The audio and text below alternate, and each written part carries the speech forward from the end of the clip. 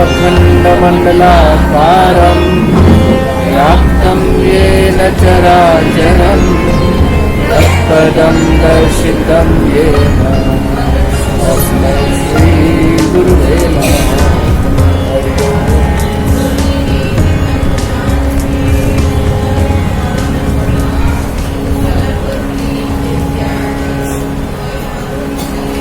आज की हमारा विषय है कर्मा। तो आपके हिसाब से कर्म क्या है? आपके हिसाब से कर्म क्या है?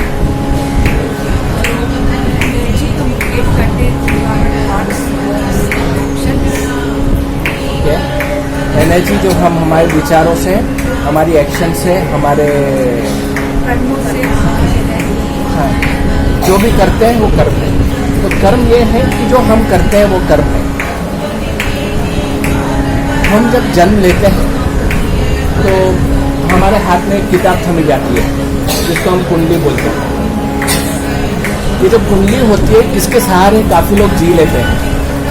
अभी हमने देखा है कि कुंडली में काफ़ी चीज़ें सच पड़ती है, जैसे लिखिए ऐसा हो जाता है कुंडली में। क्या वो सच है?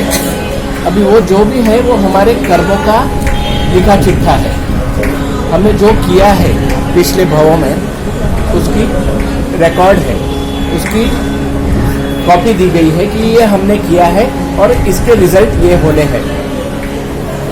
क्या हम उसको बदल सकते हैं? हम हमारे कर्मों को बदल सकते हैं? हाँ, तो उसके लिए हमको क्या करना पड़ेगा?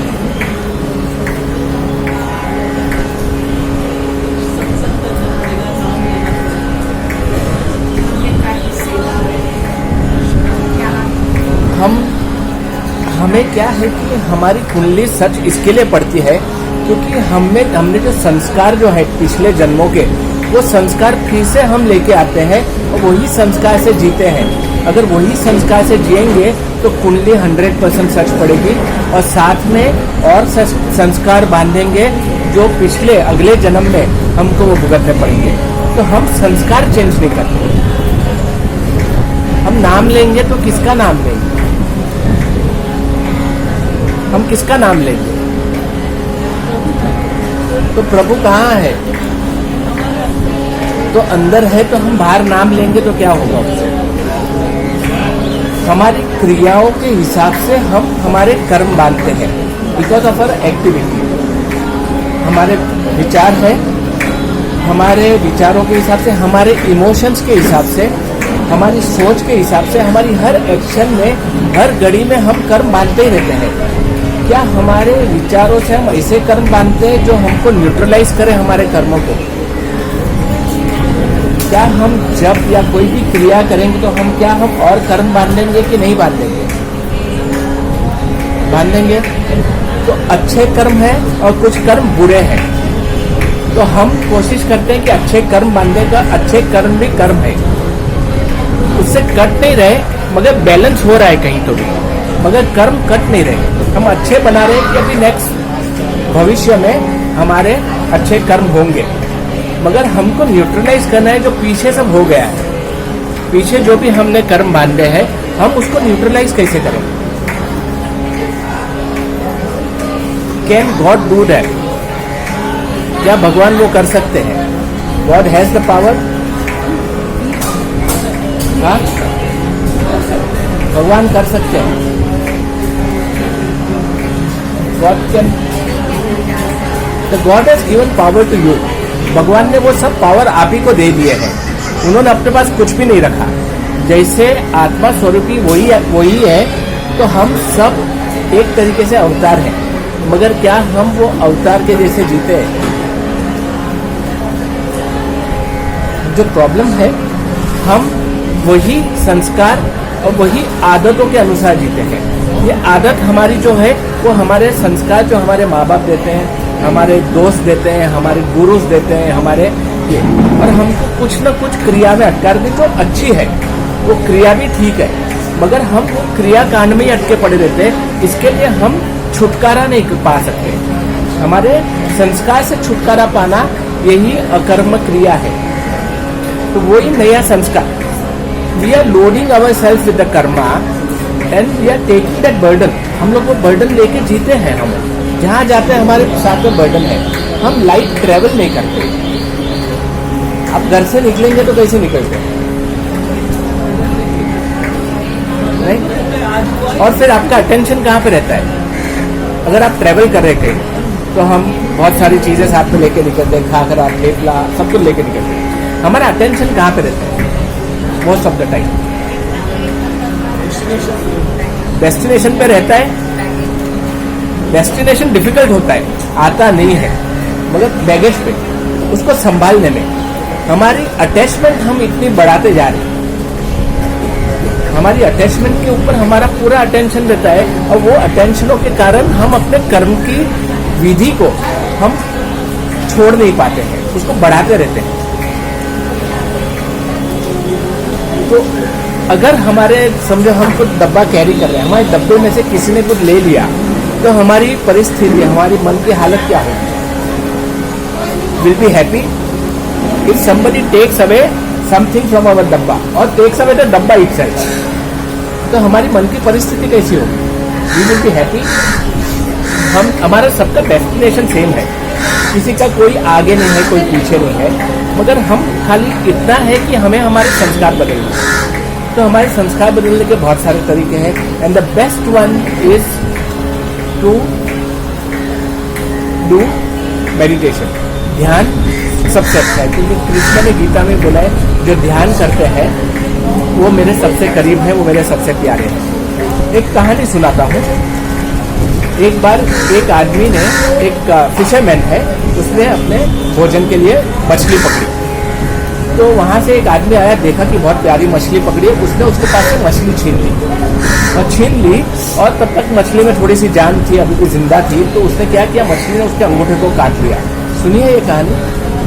उसके अंगूठे को काट लिया, उसके अंगूठे को काट लिया तो उसने मछली को छोड़ दी। मछली वहीं तड़प के मर गई। वो आदमी भी बेचारा कुछ नहीं कर पाया, क्या करे। ये डॉक्टर के पास गया तो डॉक्टर ने बोला यहाँ पे पॉइजन हो गया है, इन्फेक्शन हो गया है, आपका अंगूठा काटना पड़ेगा। अब बोला कि कोई ऑप्शन नहीं है। बोला डॉक्टर को बोला काट दीजिए अंगूठा काट दिया। कुछ दिन निकल गए, बैंडेज किया था, कुछ दिन निकल गए और देखा कि अब तक उसमें रूज नहीं आई है। तो फिर से डॉक्टर के पास गया और डॉक्टर ने बोला कि आपको ये हाथ काटना पड़ेगा क्योंकि इन्फेक्शन बढ़ गया है, तो आपका हाथ निकालना पड़ेगा इतना। तो पंजा पूरा निकाल दिए, काट दिए। अब भी ठीक नहीं हुआ। एक 5-6 दिन के बाद फिर से जाता है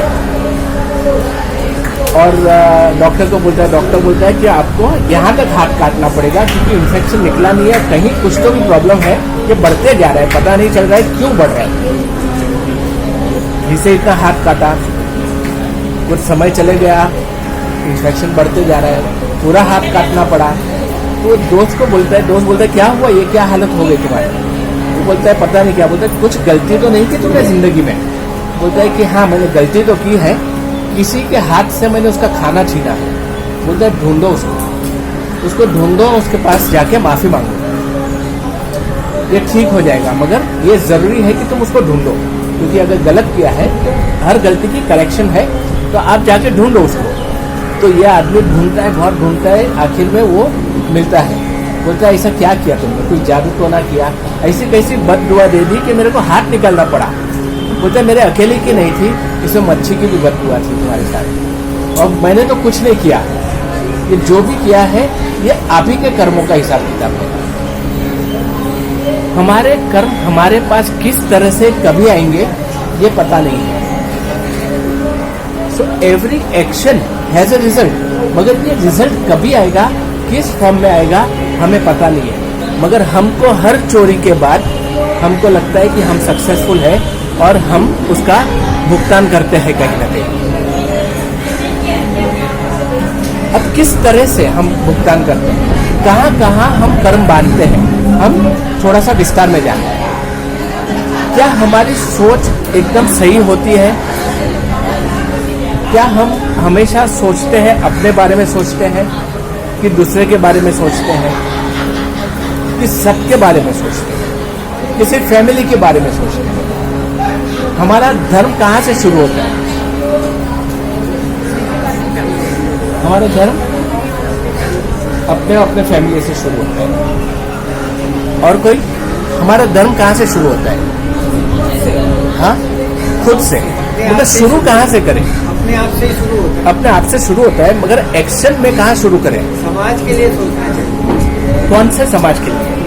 आसपास में जो भी है आपका एनवायरनमेंट। एनवायरनमेंट के लिए। Very nice answer. हमारे इसमें आपने देखा होगा कि हमारे इसमें एक होते हैं कि शूद्र होते हैं। हर लेवल पे इंसान होता है, शूद्र इंसान होता है। अभी हम जिसको शूद्र मानते हैं वो जो है, जो कचरा साफ करते हैं, भंगी का काम करते हैं और गंदगी दूर करते हैं, हम उसको शूद्र मानते हैं। मगर वो शूद्र का नेचर क्या है? वो शूद्र क्यों है? कि उसका नेचर ये है कि वो बड़ा सेल्फिश होता है, वो खुद के बारे में सोचता है। तो सही में शूद्र वो होता है जो सिर्फ अपना सोचता है, मैं हमेशा मैं रहता है। ये सही में शूद्र है। तो हमारी किताबों में जो शूद्र का वर्णन है वो ये बताने के लिए है कि शूद्र वो नहीं, क्योंकि घर में कचरा तो हम भी साफ करते हैं, तो काम के हिसाब से हम भी शूद्र का काम तो करते हैं। घर में झाड़ू पोछा करना होता है तो हम करते हैं, बाई नहीं आएगी तो। हाँ, बर्तन करने पड़ते हैं, झूठ भी साफ कर लेते हैं, अगर दूसरे की नहीं की तो अपने घर वालों की तो कर लेते हैं। तो कहीं हम वो काम करते हैं जो वो शूद्र, जो भंगी हम जिसको बोलते हैं, वो करता है। मगर शूद्र एक्चुअली में वो है जो सिर्फ खुद के बारे में सोचता है, वो सही में शूद्र है। नेक्स्ट स्टेज क्या होता है? शूद्र के बाद कौन सा स्टेज आता है लाइफ में? हम कर्म की थियरी के साथ इसको जोड़ के देखते हैं। दूसरा स्टेज क्या आता है शूद्र के बाद? क्षत्रिय, वैश्य। अभी वैश्य कैसे सोचता है? उसकी सोच कैसे होगी? काम करने की, कार्य करने की। वो किसके लिए कार्य करता है? खुद के लिए बिजनेस ज्यादा बढ़ाता है। उसका बिजनेस बढ़ गया तो वो जो पैसे आते हैं वो कहाँ पे रखता है? बिजनेसमैन। एक वैश्य है जो बिजनेसमैन है, वो पैसे कहाँ पे रखता है? अपनी सुख सुविधा में, अपने सुख सुविधा। तो वो उसकी सोच वो शूद्र से बढ़ के है कि वो अपने बारे में सोचता है और साथ में अपनी फैमिली के बारे में सोचता है। तो ही इज थिंकिंग। और उसमें से अगर बचा तो वो समाज के लिए थोड़ा काम करता है, मगर वहां पे वो देखेगा कि उसका नाम आता है, उसका तख्ती देखता है वो।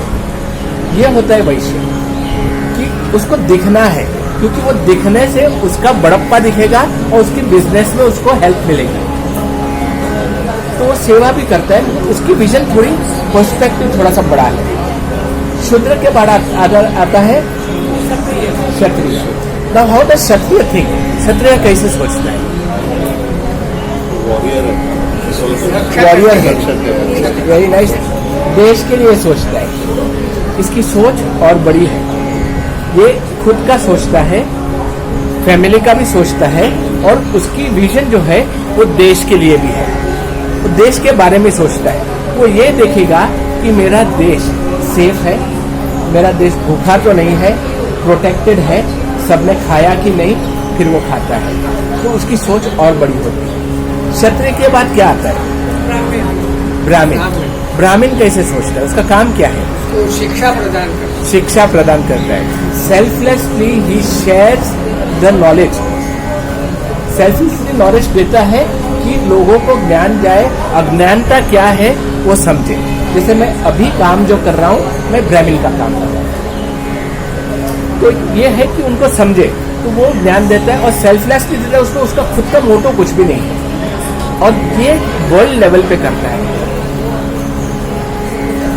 आप समझो, वर्ल्ड लेवल पे, इंटरनेशनल लेवल पे उसके लिए कोई फर्क नहीं पड़ता है कौन आया कौन गया, कौन क्या है, शूद्र है, वैश्य है, क्या है। वो जो आया उसको ज्ञान प्रदान करेगा। वो देखेगा कि उसके लाइफ में से इल्यूजन्स चले जाए, वो हैप्पी हो जाए, विचारों से और बड़ा हो गया।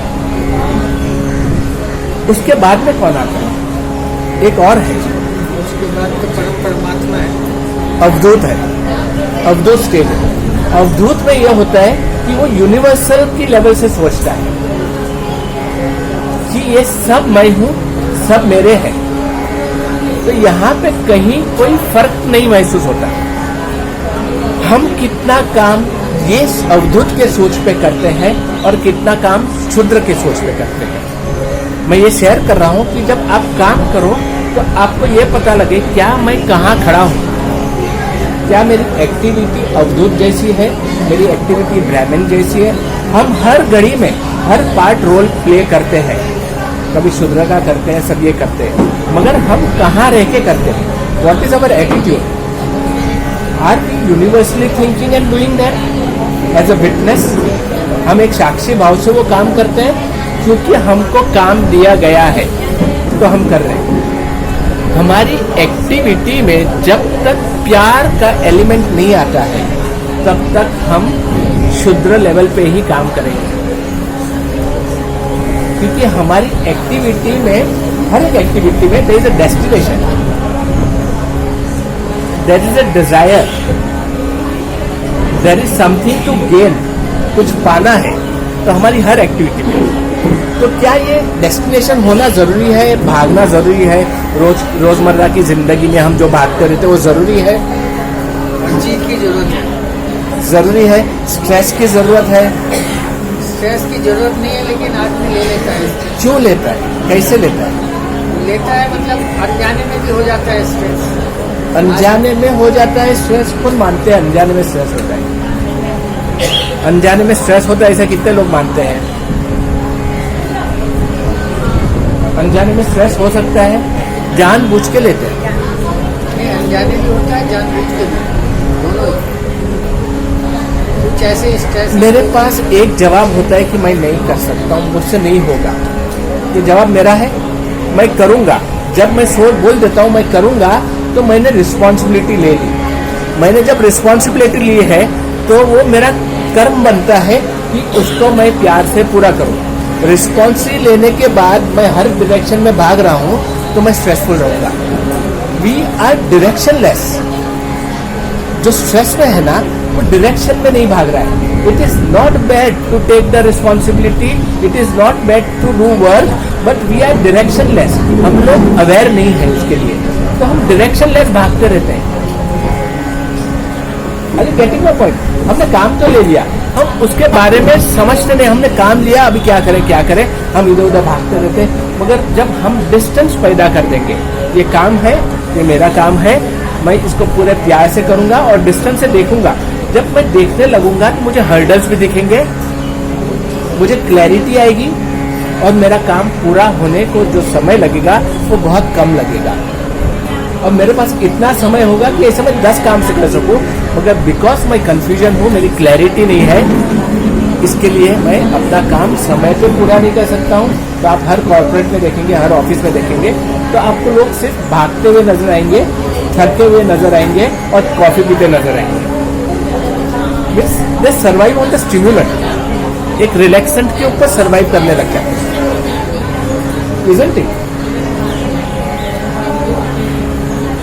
Are you getting my point? देखो हर घड़ी आप whatever we are doing, अभी मैं बैठा हूँ, मैं कर्म बांध रहा हूँ। तो एक है कर्म है कि हमारी एक आदत होती है ह्यूमन बीइंग की आदत, सो कॉल्ड ह्यूमन बीइंग की, कि हमें एडवाइस देना बहुत अच्छा होता है। इस एडवाइस देना गुड और बैड, हम लोग सब बुजुर्ग लोग हैं, सब एक एज में आ गए जहाँ पे हमें काफी ज्ञान है, काफी हमारा भी अनुभव है। तो क्या किसी को एडवाइस देना अच्छा है कि बुरा है? अच्छा है।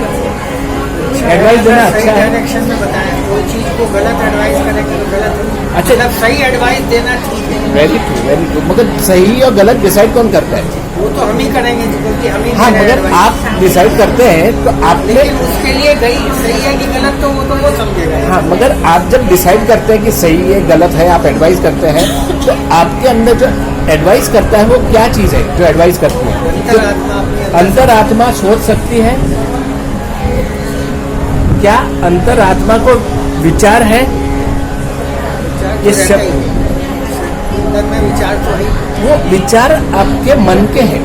आत्मा को सोचने का पावर भी नहीं है। द आत्मा कैन नॉट थिंक, द आत्मा इज अनअटैच्ड। द आत्मा is the purest thing you have with in you, because वो आत्मा ही है जो आपको देवगण बनाती है। तो आत्मा के लिए कुछ नहीं करना है आपको, वो प्योर फॉर्म में है आपके अंदर। आपको जो भी करना है, आपको काम करना है आपके मन की तरह। तो ये जो गुड एंड बैड की जो फीलिंग एडवाइस है वो मन देता है, क्योंकि आपको समझता है कि ये अच्छा है ये बुरा है, सामने वाले को शायद नहीं समझता, उसको प्रोसेस से जा रहा है। मगर जब हम पूछे बिना एडवाइस देते हैं तो हम उनके कर्मों के भी भागीदार बन जाते हैं। We suffer more because we are intelligent, so called. हमारी इंटेलिजेंस से हमको तकलीफ देती है और कुछ तकलीफ नहीं दे सकती है।